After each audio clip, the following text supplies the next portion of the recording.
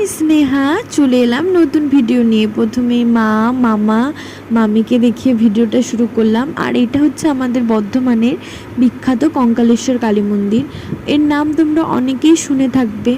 আর এইটাই হচ্ছে সেই কঙ্কাল কালীবাড়ি, আর এই হচ্ছে কঙ্কালেশ্বরী কালীমা।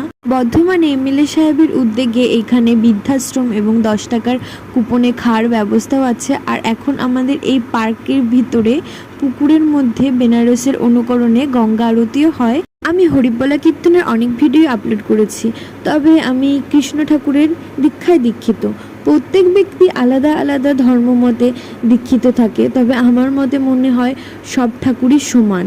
যেমন আমি কৃষ্ণ ঠাকুরকেও একনিষ্ঠভাবে ভক্তি করি, ভালোবাসি, ঠিক তেমনই হরিবলা কীর্তনে অংশগ্রহণ করি। আর কঙ্কালেশ্বর কালী মন্দিরের পাশেই আছে গোবিন্দধাম। এক কথা এটা আমার শান্তির জায়গা। এক বছর পঞ্চম দোলে এখানে বাস